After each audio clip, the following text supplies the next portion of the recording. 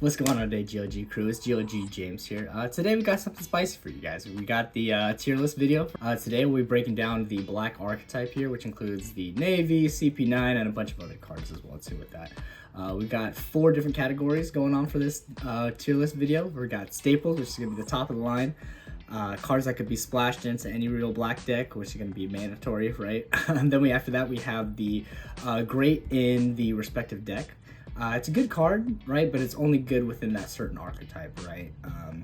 But overall, you know, it's good, but just can't be splashed into probably every single black deck. And then we have the almost there category, where, you know, it's that, exactly. It's almost there. It doesn't quite have the support yet that it needs, but, you know, it's almost there, and it's almost at the level where it could be great in its respective category or respective archetype, or it could be a staple eventually, right? Just right now, not so much. And the last category is hot garbage. Don't let us catch you using this in your deck. They're terrible cards, they're trash. Maybe one day they'll be almost there, but right now the format just isn't there for it. So let's get right into it and let's break it down. We do got around 66 cards, so we're gonna try and make it quick for you guys. So let's get started. First we have the Iska. Came out in OP-02.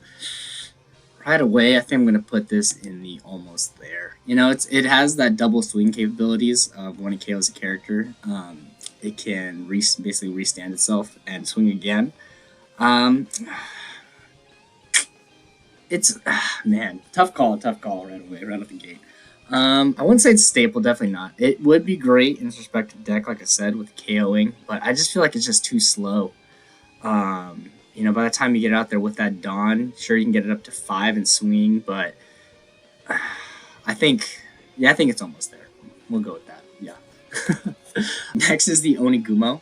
It's a 5-drop for 6k, and its effect is when there's a 0-cost character and he swings at life, he gains Banish. I think it's bad. I'm gonna go, it's hot garbage. Sure, it's a 5 for 6k. But there's just a lot of stipulations for that, you know, needing a 0-cost character, which is possible with, you know, a bunch of the other cards. But Banish, you know, I'd rather do, you know, later on the list we'll see the Smoker. That's a 5-drop for 7k, and it does double attack. It doesn't have the 1k counter like this card, but honestly, I just think I would not use this card personally. You know, I don't think it's that good. Next is Kuzan. You already know what it's going to be. If you're a black player, you know for a fact. Kuzan. Our 4-drop Kuzan, insane, absolutely great of a card. It's a 4-drop for, I believe it's 4k, for 5k. It's a 4-drop for 5k, and you know when you play it, you get a draw card, so it replaces itself. Not to mention, when attacking, it reduces a character by 4. This is like the bread and butter of the deck, being able to reduce character cost and then being able to use one of the other card effects in order to pop it. So I think it's a great card. Next we have the Comil. I think his name is just a vanilla. 1-drop for 3k. I'd say it's not that bad, but it's still not a great card. You know, with 1-drop, sure. I mean, black itself, you're running typically on an even curve, but 1 for 3, it's just not. And you know, it's vanilla. You're not getting much value out of it. Next is Kobe. I'm gonna put it in. I'm gonna put it in staple. Yeah, it's a great card. Has the 1k counter, so if you really need it for that reason, you can use it for that reason. And then its effect just to KO a character with 3 costs or less. Like I said, if you have the Kuzan, right, and it reduces the character, usually gets you within that 3 range. If it's a 7, you know, you can reduce it down to 3 and so on and so forth beneath that. Kobe, though, great card. That you KO, really keeps that KO presence on board, really makes your opponent have to work around it too. Similarly with Sakazuki, same thing. Similar effect where when you drop him, he can KO a 5-cost or less. Yeah, 5 cost or less. Great card, like I said. Really, you know, if you combine that also with the Kuzan, you know, you really have no cards you can really KO except for like a 10-drop or something like that. So, great card, super great card. Next is Django. Django's effect is I think this one full body. Yeah, so this is the one where like, he can't be KO'd if full body's on the field. It's just, you know, it's a 2-drop for 3,000. It's not good. It's hot garbage. You know, that's just self-explanatory, right? The characters that require another specific character to be on board in order to get its full effect, especially with those stat lines, it's just not worth it to play, honestly. Next is Strawberry. That's the one where when attacking, if there's a 0 cost, you can't activate a blocker. Um, it's okay. I'd say it's almost there. Not letting them activate a blocker is kind of huge, but you also need the setup of a 0 cost, right? And it's a 4 drop, so at that point, I'd rather be running that Kuzan instead. So I'd say it's almost there, just not quite right yet. Next, we have the Smoker. This may be controversial, I don't know, but I'm going to say this is great in its respective deck. Its ability to, when there's a 0 cost on field, he gains the additional 2,000, so he's able to swing for 2k. I know what you're probably thinking, James, you put all these other characters where it needs to have a 0 cost in order to gain their effect. It's so much lower, put them on hot garbage. But I think Smoker's different. Smoker's only a 3 drop, right? He's able to swing for 6k, which is huge for that. And in the Smoker deck itself, you get those 0 cost characters on field all the time, using typically your opponent's like 1 drop characters and stuff like that. And it just kind of helps with additional presence, as well as your odd curve typically is pretty bad for the black decks, so this kind of just helps out with that as well too. Plus, it's a 1k counter. That's come up plenty of times. I personally play Smoker, and that 1k counter sometimes has bailed you out or has bailed me out. So we'll see. I'm gonna put it right there. I'm comfortable with it being great in its respective deck. Next is the Sengoku. Sengoku. Mainly, it's used for that 2k counter, most builds that I've seen and most decks that I've seen. It's usually used for that 2k counter. Its ability does come up, occasionally, but at that point, I'd rather run the Sudo. It does exactly the same thing with less setup. So, I'd say it's good for that 2k counter, but I'm going to put it in that, in that greatest respective deck. Like I said, sometimes that 2k counter is super necessary. And if you really have nothing else, I guess you could. Next is Sentamaru. This came out in OP-02. It's a vanilla character, except for it has a trigger effect to play itself when it's triggered. It's a 2 drop for 3k. It's not a blocker; it's just a vanilla. So I'd honestly just put it right here in the hot garbage. There's way better characters to play, and if you're really gonna play it specifically for that trigger effect or the 1k counter, it's not worth it. Yeah, don't let us catch you using this card. It's so bad. That's awful. Next, we have the Tashigi. Usually, oh no, I'm thinking of the other one. This is the one where if you add a Dawn, you can give one of your opponent's characters -3 cost during this turn. It's a 3k or 3 drop for 5k. You know what? I put it great in respective deck. It is a little slow for my taste specifically, but that 3 for 3 kind of trade off eventually, next turn because you can't attack with it right away, could be huge, right? Especially when you have to put a dominance, it's gonna be swinging for 6k. So that's I put it a great in respective deck. I think it needs the deck that it goes in needs to have that as a point to address, right? In the sense of it needs to be a good deck that can play well with that. So I wouldn't see that necessarily in every single black deck, right? Next, I have the Sudo. Great card. This one right here is not only a 2k counter, but also almost plays like the Otama in the red decks, right? Where it Otama reduces by 2k, Sudo reduces the cost by 2. So kind of similarly, a little bit different. But also has that 2k counter, so it's huge. Mainly, I'd say it's for that. You basically, like I said, you basically play it like an Otama. So in situation you play Otama, you play Sudo. So I'd honestly put this as a staple. Unlike the Sengoku, it's on play. It's not when attacking, and it doesn't require any Dawn or anything like that. So it's going to be huge. I think it's definitely one of those staple cards. Next one, we have a vanilla character of Doberman. 2 drop for 4k, 1,000 counter. I'm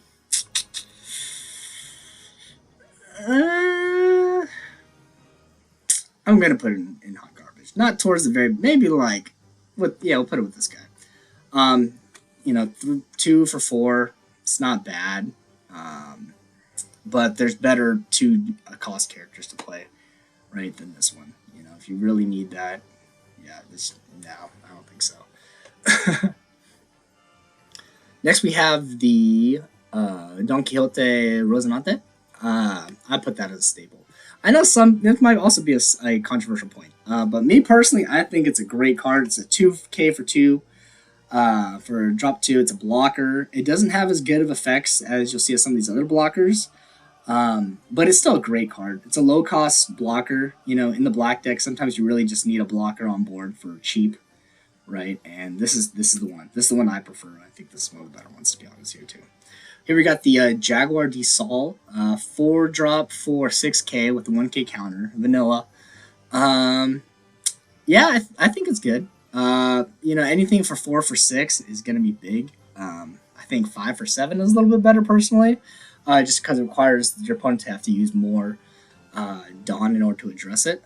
Also, they're just kind of pesky to have to deal with sometimes. But 4 for 6 is still pretty good. I put it as, I want to put it in great and respective deck, but it's honestly like almost there for me. I had to put it at the back of this or like towards the front end of this. I don't think it's better than Iska, but yeah, this is fine. Yeah, I'm content with it. I'm almost there. Next, we have the Hina. Hina's pretty good.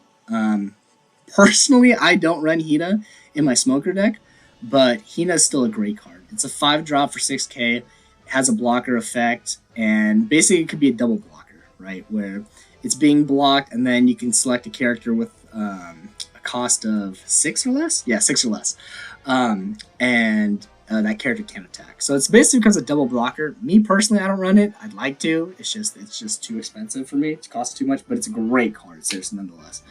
I'd put that honestly at the front of great.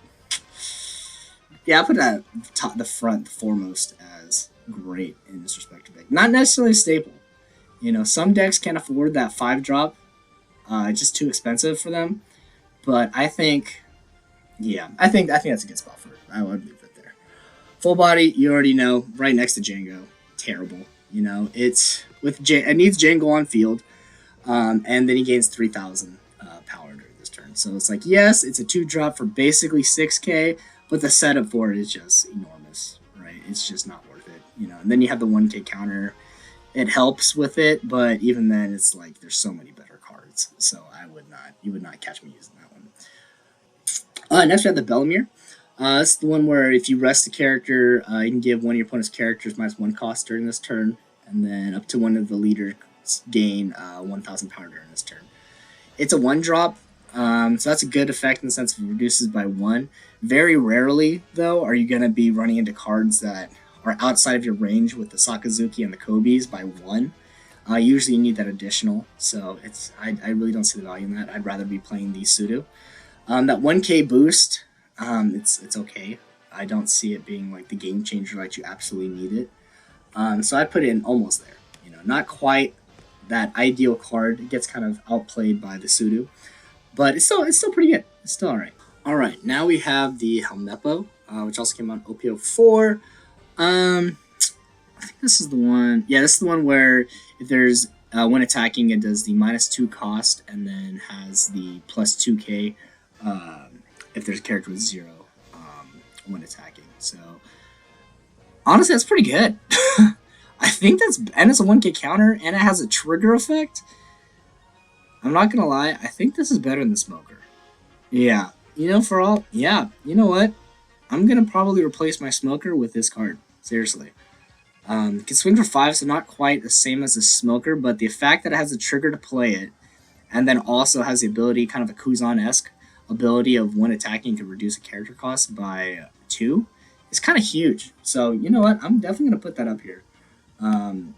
Yeah, I'm probably going to put that in my deck. I'm not going to lie. I didn't even know this card existed, to be honest. So, yeah, great card. Now we got the Borsalino. Borsalino, fantastic card. You know, if you're playing black, you know this is at the forefront, right, of the deck.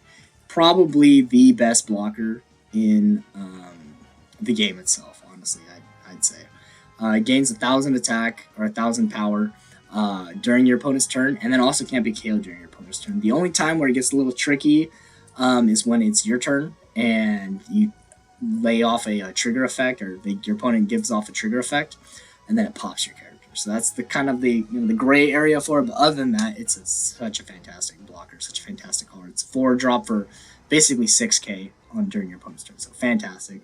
You got to run 4 of this if you're running black. Now we have the Garp. This one's alright. I use it personally in one of my decks for a 2K counter, basically. It has the ability that when it needs 2 Dawn on top of its effect, but when attacking a character with 0 cost. It comes up. That ability does come up every now and then. But very, very, very situational.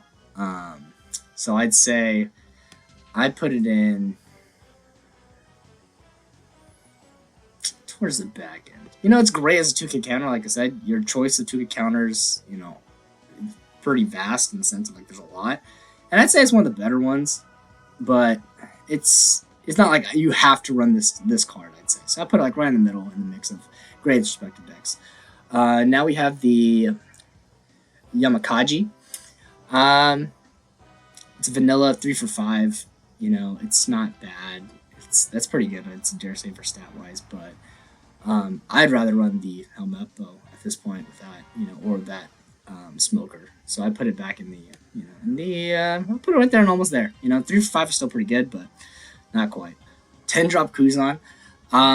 We definitely got to put it in the staples. Its ability to have -5 cost on all your opponent's characters the entire turn is insane. And then the pop on top of it's great. So a lot of your plays, like the Kobe play in order to pop somebody, the Sakazuki pop somebody later on, becomes so much more valuable with the Kuzan. Plus they have to address it. It's a 10 drop for 10k. It's big, right? So it's a great card. I think it's definitely later game. It's definitely not a 4 of, in your deck, but it's still a great card nonetheless. So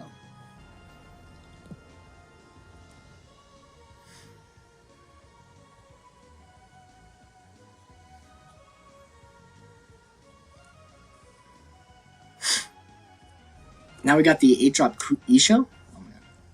Now we got the 8-drop Isho. 8-drop for 9k. This is going to be controversial. I know some people love this card. They'll live and die by it. That hand rip is great. But sometimes it doesn't come up. Sometimes your opponent, everybody that I've played against, it's almost like they know it's coming. So they typically play around it.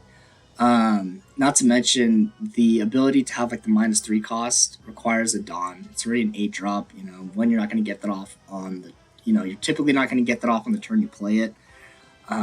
It's very, very situational, right? At that point, I'd rather run, the Kuzan, the 9-drop or the 10-drop Kuzan. But I'd say, it's great. I'd put it at the very front of almost there. It's a really good card, don't get me wrong, but it's just slow, it's real slow, and people live and die by it. Some people put it at 3 in their smoker builds or whatever builds they have, but me personally, I took it out. I just think it's too slow.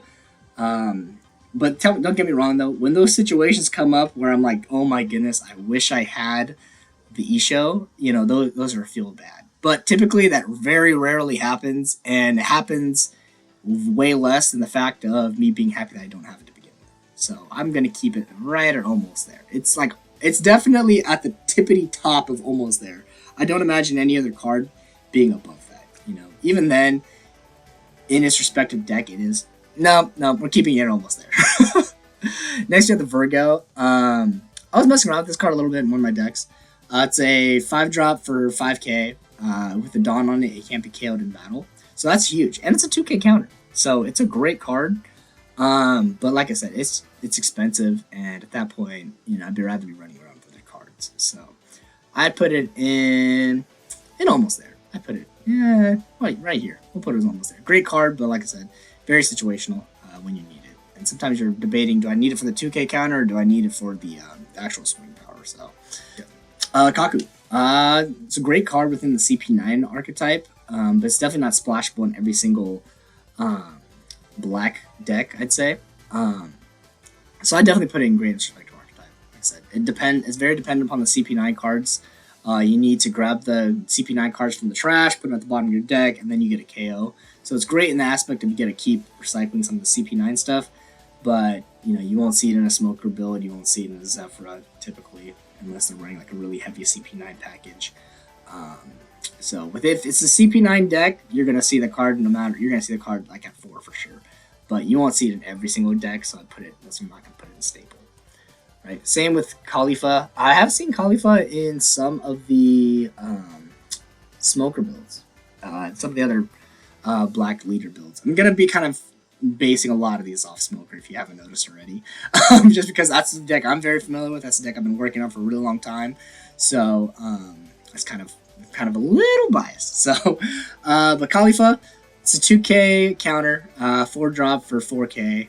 And then, kind of lets you clean up your hand. Lets you do the draw 2, trash 2, and then you can give an opponent's character -2 cost during the turn. So it is great. It has that Sudo-like effect, a little bit more expensive. So this was not very CP9 dependent. So I'd say it's like... I have seen this card in a lot of smoker builds. I'd put it...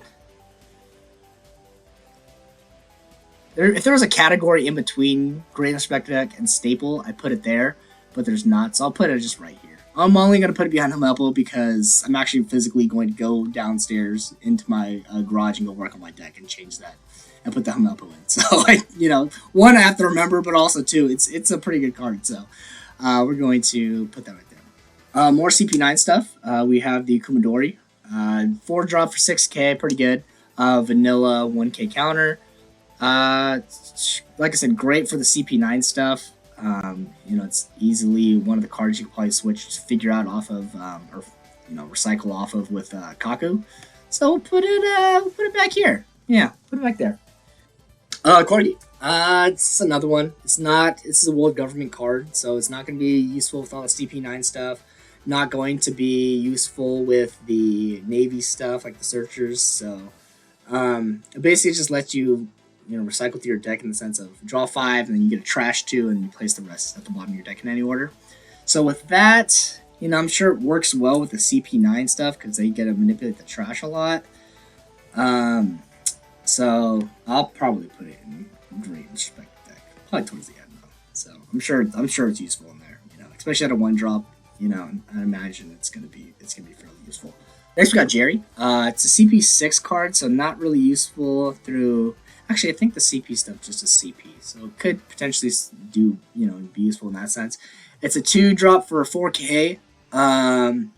There's better cards, honestly. There's better cards than this that you can use. I'm gonna put it with all the other vanillas that I don't really think are good. So I'll put that the hard garbage. Now we got the Jabra. Jabra 5K 7 drop or 5 drop for 7K. That's pretty good. I always am a big fan for the 5 drop for 7Ks. Just because that 7 is typically, it's hard for your opponent to deal with, right? If they're trying to counter out of it, it's always going to require 2 cards, or it's going to require typically like an event to counter it out. So I'm always a big fan of those. So I think it's great. It's going to be also pretty good in that CP9 archetype itself. So I put it in the Great Inspector deck. Now we got the Spondum. This is basically a searcher for all CP9 stuff. As a character, I don't like Spondum. I don't think anybody does. But in the CP9 deck, it is a must.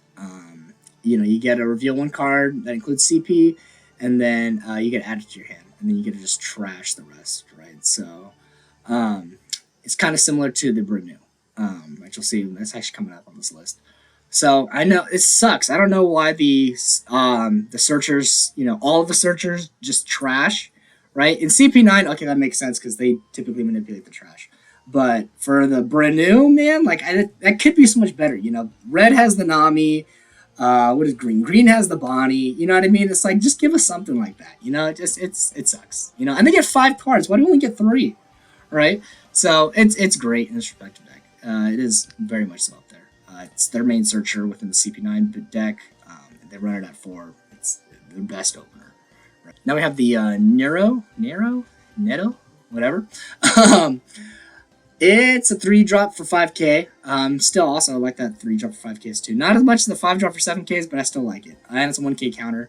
It's a CP9 character. I don't think it's nearly as good as the Jabra. I'm gonna put this as almost there. It's good. 3 for 5 is always a nice thing, but it's not quite. Fukuro, finally we're back to staples. Fukuro, fantastic card. You know, if you're running either CP9 or Navy, that Fukuro is huge. Very has a Borsalino-esque effect where it can't be KO'd. But instead of just during your opponent's turn, it can't be KO'd during your turn either. So, unlike Borsalino, where it could be KO'd by a trigger effect, Fukuro cannot. So, and that comes up all the time.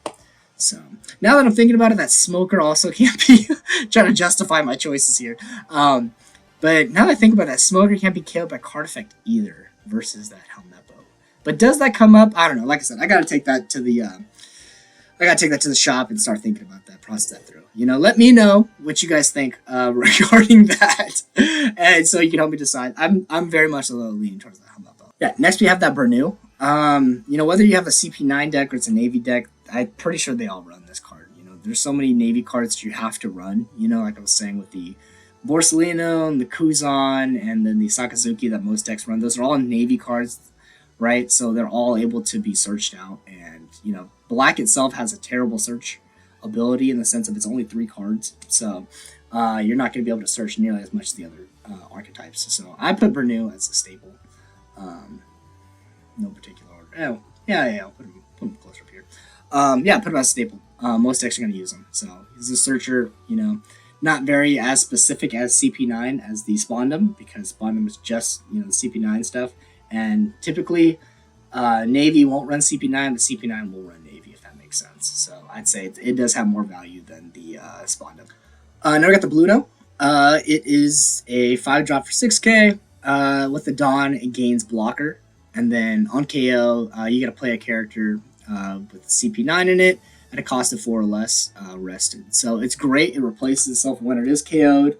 Really makes your opponent have to work through it. But like I said, very archetype specific, right? Still great though, because you get to replace itself basically. Especially with maybe a character with an on-play effect, right? With the Khalifa or whatever it may be. So hopefully those are all, you know, I imagine that's the play for that.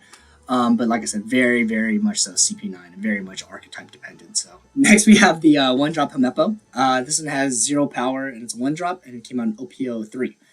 This is the one where it can turn basically any vanilla monster to a cost of 0, which is huge if it wasn't a vanilla monster. Honestly, it'd be super OP if it wasn't a vanilla monster. So very specific. Not many decks are running the vanilla guys. I mean, Whitebeard's still out there. It's running the Thatch. That's a vanilla. I know there's some decks that do have vanillas, but it's, you know, you're going to hold on to this card, you know, all the way until you see that guy, right? This is a 1k counter, but, you know, at that point, if you're just going to hold on to it for the counter and the off chance that they run a vanilla, you know, at that point, I'd rather just bank on having the 2k counter instead. So I'm going to put it as... I'm torn between the two. Either hot garbage or almost there in the very back. We'll put almost there in the very back. You know, maybe there'll be a deck that runs around that needs a bunch of vanilla characters, you know, that runs a bunch of them, and this will be the counter to them, right? So, we'll put it right there. You know, very, very much so almost there. Almost that it might be bad. So that's what we're looking at here, too. Next, we have the 6K, or the 6-drop for 7K, Rob Lucci. Let's see. This is the one that you get to place 2 cards with the type of CP from your trash to the bottom of your deck, and then the character also gains Rush. So the fact that it gets Rush alone is pretty nice. This is the only black card, I believe, with Rush. So, you know, that's huge. Typically Rush is something we only see in the red decks. So having that ability is nice. Not necessarily archetype dependent in the sense of, you know, you can still put it in because that Rush effect is still huge. You'll just probably miss it on that Bernu search. You won't see that card ever again. But still a great card. It's better in the CP9 deck for sure. But I'd say... yeah, it's definitely better in the CP9 deck. But I still think you could run it. Not necessarily a staple. Definitely in the in-between once again. But very much so could be splashed in. It could be an additional something that you swing for game with. It is a 6-drop for 7k though, so being on that 6, you know, I'm gonna, man, tough call. I think I would rather, you know, if I was running a random black deck and I had the option between the Sakazuki, because it's also a 6-drop, So the Sakazuki lets you KO a 5-drop or less, right? And the Rob Lucci is a rush, so they kind of play hand in hand in that retrospect, because I don't think you'll see anything 5. Um, you won't see anything with a 5-drop or higher, I'd say, with 7,000. So basically, with the able to swing over. So if Rob Lucci could swing over it, more than likely, Sakazuki could KO it. So I'd rather pick Sakazuki. So I'll put this at the very tippity top of the grade in the respective deck. Now the Waynes or Wands or whatever, the ramen guy, you can trash 1 card from your hand. If your leader includes CP, you can KO one of your opponent's characters with a cost of 1 or less. So, unlike the Smoker deck, it doesn't really manipulate that cost as much, I'd say, right? That Smoker, you're gonna see it every single time. So 1 or less, unless you're running some of the events, this is just a strictly character base. So we're stuck talking strictly characters. So we'll put it almost there.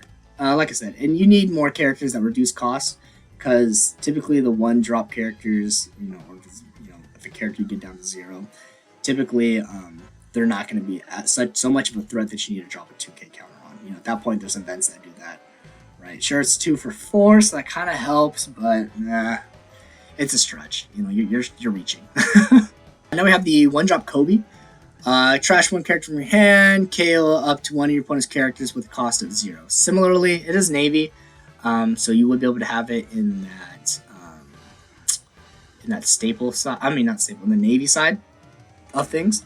But do you typically want to KO that 1 cost or that 0 cost, right? If you're running Smoker, you want to keep it kind of on board, as long as it's obviously not a blocker, then it's going to be going away. But you typically want to keep that on there, so you can keep punishing him over and over again with that 7,000 swing that he would have, as well as even with the CP9 stuff. You're running all these characters to KO. Like I said, these are staples for a reason, because they're in both decks for the most part, in any other black deck.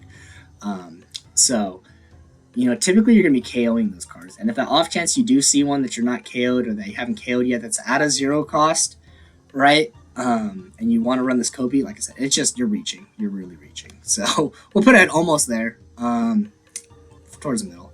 Django, I don't even need to read. This is the vanilla, so even more so. Just hot garbage. We'll put it right there, Next we have Smoker.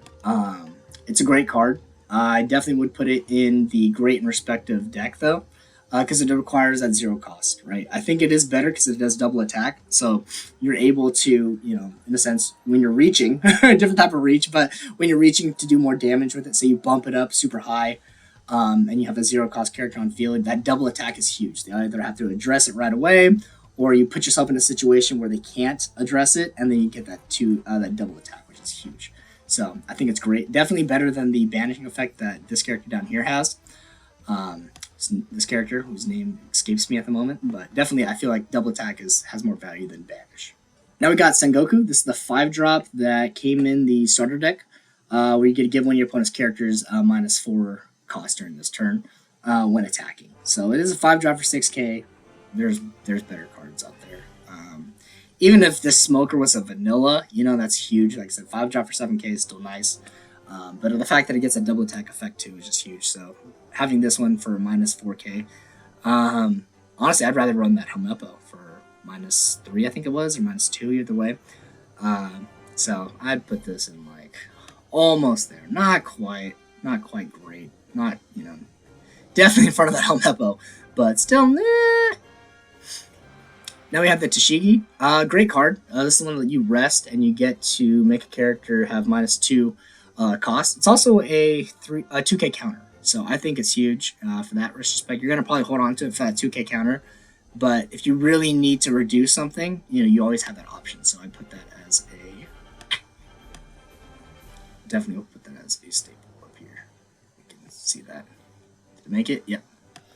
Let's put that as a staple. Man, this list is getting long. Reaching the bottom. Next we have the Suru. This is honestly very similar to the Don Quixote Rosinante, where it's a 2-drop for 2K and has the Navy archetype in it. You could run this, or you could even run the Don Quixote, like I said. So if you bought the starter deck, you probably run this one. If not, so they're basically honestly the same exact card. They just look different. I personally like the Rosinante because I think it looks cooler card art wise, but it's the same thing. Don't get it twisted. All right, so we'll just put it right there, a little bit behind. Now we have another Hina. This one on play, you get to give one of your characters a -4 cost during this turn. Similarly to that Sudo, right? It is a 3-drop though for 5k, so it does have some value. Definitely that reducing is huge and does come up with value, but like I said, there's certain ratios to this where you need to reduce the cost in order to have the KO, so they kind of go hand in hand, right? So since they go hand in hand, you don't want to have the ratio if you have too many cards that reduce cost, right? So it's not like red, right? We reduce power so you can still swing over it. Reducing cost doesn't reduce their attack at all. So if you have too many, reducing costs, and you don't have enough KO, if you have too much KO and not enough reducing costs, your deck's not going to be successful. So for that, -4k, for that, for the 5, I'd put it as, I'll put it good in this respective deck. If that deck needs the additional -4k in order to be, or -4 cost in order to be, for its effects to go off, yeah, I think it'll be great. Now we got full body, gonna go right here. Hot garbage, right? Hot Django, yeah, all these guys trash. They're not good. Come on, you're coping if you think, if you want that to go off, right? They even gave you some vanillas in the starter deck so that your combo would go off, but even then, like it's just not good. They're bad. Please don't run those cards. Now we got Helmeppo. This one on play, you could give one of your opponent's characters -3 cost during this turn. For 2-drop, like I said, all those characters have reduced cost here. 2-drop for 3k. At that point, I don't see that much value there. I'd say it's almost there, not quite, but it's almost there. Now we got Momonga. Another one. This one is a vanilla 4k for 6, or 4-drop for 6k. I like the 5-drop for 7ks more than I like the 4-drop for 6ks personally. Like I said, just because you have to dress it more. So we'll put it in we'll put it down here. It's alright. Next we have the 5-drop Garb. This is the one where you rest it and then you trash a card from hand and then you get a KO card that's 4 cost or less. So similar to the Sakazuki, you get that pop. Sakazuki though lets you do the 5 or less. This one's going to be 4 or less. It's a little bit lower of a range, but still a great card. And the fact that you could use this potentially multiple turns, right? So say if you have your blockers all set up with the Fukuro or the Borsalino, you could potentially use this effect again, right? Sure, you have to ditch a card again, but it's still great. And I've noticed more and more people are starting to run this card, so I'm definitely going to put this in a stable. Towards the back end, it still has a little bit more to prove, but it's still a great card, nonetheless. Now we got T-Bone, vanilla card, 3 for 5, 3-drop for 5k. Let's put it with the hot garbage. Like I said, if you run these, okay, maybe you need it for the budget build, because black does get expensive. But I don't see that much value in it. You need an effect. Uta. So this is the new one that came out in the most recent starter deck. This is the one where you rest this card and then you get to reduce a character's cost by 2. Similar to that Sudo, right? So this one I've been kind of going back and forth. Do I want to play this? Do I want to play the Sudo? Sudo's nice because it's a one cost. This one is 2. So it's it helps in the sense of it's nice that you can potentially keep using this effect. But and honestly, in a sense of your opponent's not gonna wanna address it right away, right? So they're gonna probably swing over it. So it almost works like a blocker-esque effect, right? Because they have to address it. So I've been kind of playing around with it. I put it at great in respect deck. Definitely put it up here. Still needs some playtesting. Still has more. We'll put it even in almost there. We'll put it almost there. Has a lot to prove, right? People are really set in their ways with that Sudo, me included. But it has potential. I see it. It's a 2-drop, so it's like 1 cost more. If you're on that even curve or whatever it may be, you know what I mean? It could come up, right? It could be nice. So we'll put it there. It's definitely got some work to prove, but I think it has potential. Gaimon, hot garbage. Now we got another Kobe. I swear this is like the 5th one we've seen on this list. There's so many of them. This one's very similar to the one up here, where you can rest his character and then KO one of your opponent's character with a cost of 2 or less. So unlike that Kobe where you don't have to rest it, this one you have to rest, but you don't have to discard a card. So that's kind of big. Especially with being the 2 costs or less, you can sometimes KO those those annoying blockers that your opponent has. And similarly to like Garp, if you have the defense up for it and you really want to protect this card to get the KO effect again, you can. But I'm definitely gonna put this in the almost there. Similar to Uta, it's in a similar place where it needs to prove itself, right? It has a lot to prove, has potential to be there, but it really is gonna take somebody that knows the deck, probably more than me, honestly, quite frankly, to kind of figure out the spice with that. Because I do see the value in it, though. I know we got the 9-drop Shanks. This also came out in the structure deck. I think all these cards down here, for the most part. Yeah, all these ones down here pretty much came in the structure deck. So, the 9-drop Shanks, this is the one where on play you get a KO any 1-drops or less. So it also affects your deck. Typically, you're not going to be having any 1-drops anyway. The only 1-drops that I can think of that you really play are the Sudo, and for the most part, everything else like a 2-drop. So, won't really, if that one really hurts you that bad. I did play this card against a red-green Law, right? And, they run so many 1-drops, right? So we had, I think, two blockers, so I think 2 choppers, and he had a couple Gordons on field, I think, right? Or something like some combination of the two, I'm not sure. But it was pretty nasty to field. I drew this card, right? And I was like, oh my goodness, perfect, right? Because this is kind of what I thought of. So, played that card, bam, wiped the entire field. He conceded right away. I got the win. So, in that situation, oh my goodness, this card's great, right? I'd say it's a staple. But that's very matchup dependent, right? Some decks, typically you won't see them. A lot of people are running around with Eustace right now. So, that doesn't affect them. If you see another black deck, unless you're reducing their cost, you're typically not going to see that. So, it's very dependent upon, like I said, we'll say it's not necessarily deck dependent. We'll say it's also almost there. A lot of these structure deck cards, I'm going to say they're almost there. Because, they're so new, people still got to mess around with it, me included, and to figure out, see if we like it or not, right? So, next we got the Shirahoshi. This is a blocker. It's a 4-drop for 0.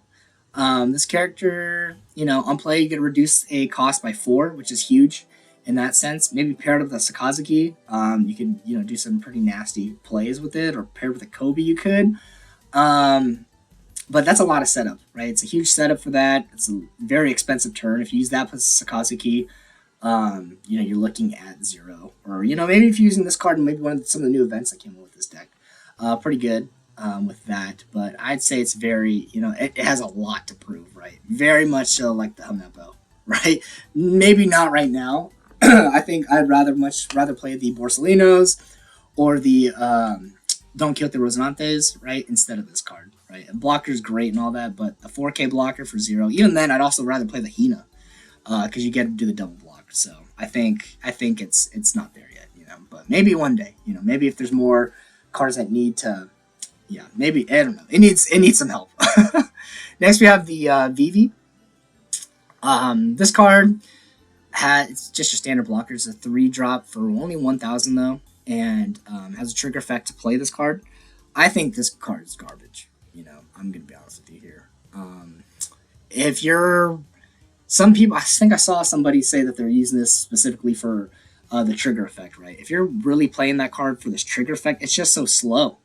There's better blockers out there, right? The Don Quixote, Rosinante, and that Sudo, better. They're definitely way better than this card. I don't personally like this card. Like I said, way too slow. And if you're, praying to God that it's in your life for a trigger, there's bigger issues. You know what I mean? Like, it's just so unrealistic, right? That means you have to play it probably at 4 if you want it in life. And like I said, there's better blockers that are cheaper, right? Especially, say you're on that 3-drop, or that 3 curve, right?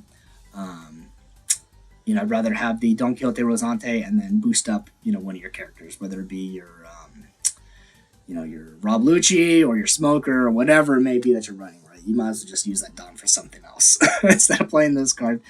Next, we got the Higuma. This character on play, you get to reduce the character's cost by 2. It sounds like it's like Sudo, right? It's a 1-drop for 2,000 though, but this one's not searchable. So, with that Bernu or whatever, the CP9 or the Spondum, you're not going to see this card. You're going to end up trashing it. It's like pseudo in that sense, but it doesn't have the 2K counter. It only has a 1K counter. So it has better cards, you know. I'd say it's not. It's almost there because there's not really that many Mountain Bandit cards in black. Maybe this might even be the only one. So maybe there's more on the way. But I'd put this in hot garbage. You know, I'd even put this like in the likes of like Django and Full Body because it's gimmicky. So I put that VV down there. Coming down to the end of the list, we have the Makino. On play, if there's a character with a 0 cost, you get to draw a card. Very rarely you're going to have multiple characters on board that have a 0 cost, right? You probably only typically have 1, maybe 2. So I don't really see much value in this. It is a 2K counter, so that's nice, but like I said, the likelihood of you using this effect is not high. You know, at that point, I'd rather play the Shigi or any of our other 2K counter options that we have up there, so no, that's a big no for me. Next, we got another Garp. You know, so many in here, similarly like Kobe. I think there's still more Kobe's, though, than Garps. This one's a 5-drop for 7 with a 1K counter. You know me, I'm a fiend for those 5 drops for 7s. So we're going to put it in the, put it down for the almost theirs. Put it from Nero. I don't know what his stats were, but we should put it right there. Next, we got the Monkey D. Luffy. Pretty standard card. Seems like every single colored deck is going to be having a Luffy card in it. This one's, you know, it's 3-drop for 5. It's a vanilla card. It's alright.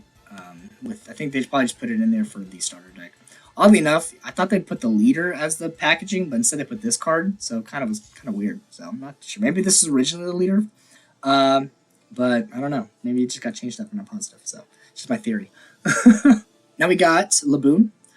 It's an animal character, vanilla, 4 for 6. Yeah, we'll say it's garbage. Put it with the guy one. So another thing with this Luffy, I'd say, is there's not many Straw Hat Searchers or Straw Hat anything in this. Now I'm thinking about it, right?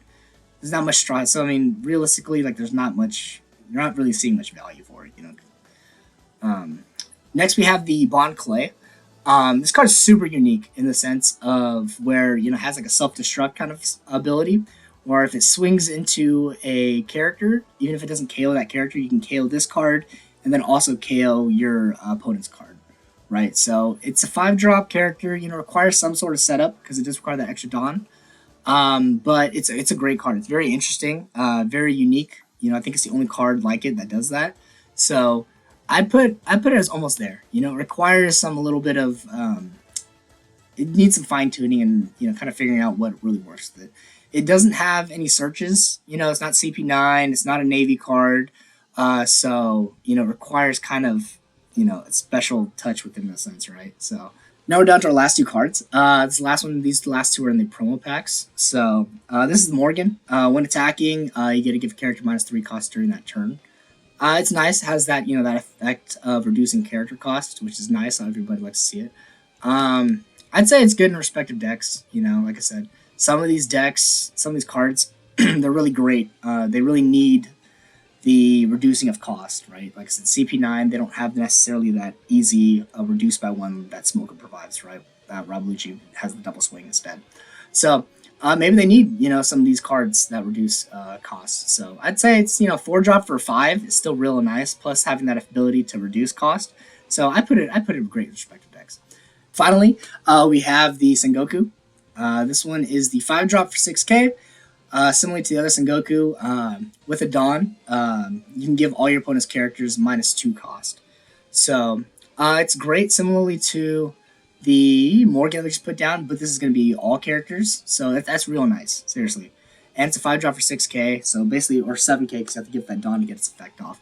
So I'd say it's nice. It's like that Cruzon with a little bit extra setup, but still great. You know, I think if you're going to be having a card that needs to reduce cost, I think this is going to be the one. So I put it towards the end of staple. So this is the list. I'm gonna scroll down here. You know, it was a long one, guys, but we did it. We went through all the black cards that came out from OP-01, all the promos, all the way up to the new starter deck. Yeah, let me know what you guys think. You know, maybe I got it right. Maybe, you know, maybe I got it wrong. So just let me know. I'm sure there's some of you guys thinking, GLG James, man, you just don't know the black deck well enough, man. You don't know all of them. This works great in this other deck, whatever. So let me know. You know, I'm still trying to figure it out too myself, but this is just where currently I think the black cards are at, you know. We looked at all the way from OP-01 to the promo packs, all the way over to the new starter decks that just came out. So let us know in the comments. You know, we do have other videos coming out. We're thinking about maybe doing red, thinking about maybe doing green, and all the other colors as well too, to see what that would look like too as well. So let us know if you liked the video. As always, guys, don't forget to like, comment, subscribe, and share with a friend. And GOG out.